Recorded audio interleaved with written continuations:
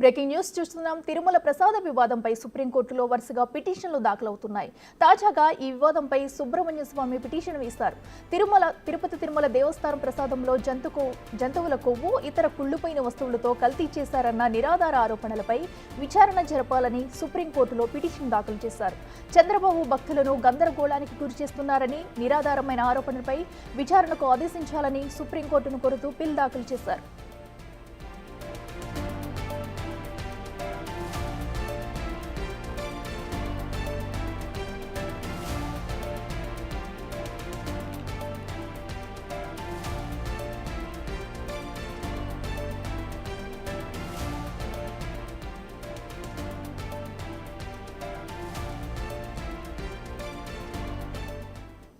ఇదే అంశానికి సంబంధించి మరింత సమాచారం మా ప్రతినిధి శివ అందిస్తారు. శివ, చెప్పండి. మరి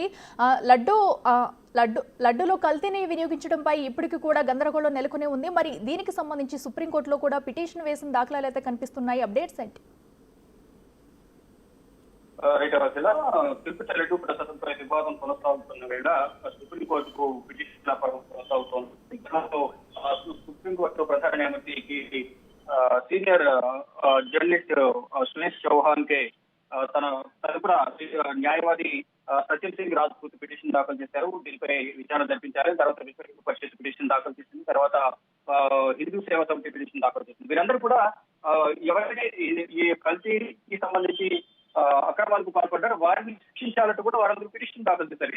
హిందువుల మనోభావాన్ని దెబ్బతీసే విధంగా వ్యవహరించారు కాబట్టి విచారణ చేసి దర్యాప్తు కొనసాగించి త్వరితగతిన వారిపై చర్యలు తీసుకోవాలంటూ కూడా వారందరూ కూడా హిందువుల పిటిషన్ దాఖలు చేశారు. కానీ ఇటు సుబ్రహ్మణ్య స్వామి సీనియర్ రాజకీయవేత్త, మాజీ కేంద్ర మంత్రి, గతంలో సీనియర్ రాజకీయ నాయకులు బీజేపీలో ఇతర పార్టీలో ఉన్నారు. ఇప్పుడు ఏదైతే ఏపీ సీఎం చంద్రబాబు తిరుమల తిరుపతి దేవస్థానం ప్రసాదంలో జంతువుల కొవ్వు, ఇతర కుళ్ళిపోయిన వస్తువులతో కలిసి చేసిన నిరాధార ఆరోపణలపై విచారణ జరపాలనేది సుప్రీంకోర్టులో పిటిషన్ దాఖలు చేశారు సుబ్రహ్మణ్య స్వామి. అంటే చంద్రబాబు చేసిన ఆరోపణలన్నీ కూడా నిరాధారమైన ఆరోపణలు కాబట్టి దీనిపై విచారణ జరిపించాలని కూడా చంద్రబాబు చేసిన ఆరోపణలకు వ్యాఖ్యలకు వ్యతిరేకంగా సుప్రీంకోర్టులో పిటిషన్ దాఖలు చేశారు. చంద్రబాబు భక్తులను గందరగోళానికి గురి చేస్తున్నారని, నిరాధారమైన ఆరోపణలపై విచారణకు ఆదేశించాలని సుప్రీంకోర్టులో సుప్రీంకోర్టు పిల్ దాఖలు చేశారు. అంటే పబ్లిక్ ఇంట్రెస్ట్ లిటిగేషన్ అంటే ప్రజా ప్రయోజన వ్యాఖ్యాన్ని సుబ్రహ్మణ్య స్వామి దాఖలు చేశారు. అంటే ఇటు హిందువుల మనోభావాలు దెబ్బతీసే విధంగా గత ప్రభుత్వం టీటీడీ వ్యవహరించారని కొన్ని పిటిషన్ దాఖలైతే చంద్రబాబు నిరాధారమైన ఆరోపణలు చేస్తున్నారు కాబట్టి సుప్రీంకోర్టు జోక్యం చేస్తుంది, దీనిపై విచారణ జరిపించాలంటూ సుబ్రహ్మణ్య పిటిషన్ దాఖలు చేశారు.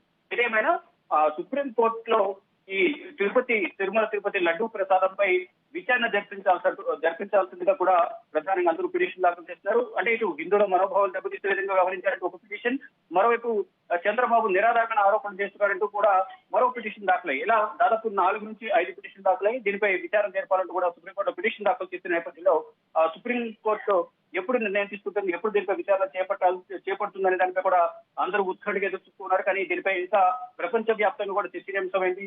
తిరుమల తిరుపతి దేవస్థానంలో పవిత్రమైన పుణ్యక్షేత్రంలో మాంసకృతులతో కూడిన పంది కొవ్వుల నుంచి తీసిన నూనె కానీ, ఫిష్ ఆయిల్, బీఫ్ ఆయిల్, ఇతర మాంసకృతులను తీసిన నూనెను వాడడం వల్ల అపవిత్రం చేశారు. దానికి సంబంధించి ఇప్పటికే దేశవ్యాప్తంగా వివిధ దేవాలయాల్లో ఇటు తిరుమల తిరుపతి దేవస్థానంలో కానీ మరొక దేవస్థానాలు కూడా సంప్రోక్షణ సేవలు అయితే చేస్తూ ఉన్నారు, వాస్తు శుద్ధి చేస్తూ ఉన్నారు. మొత్తంగా చూసుకుంటే కనుక ప్రతి దేవాలయంలో కూడా అందరూ పూజలు నిర్వహించాలి.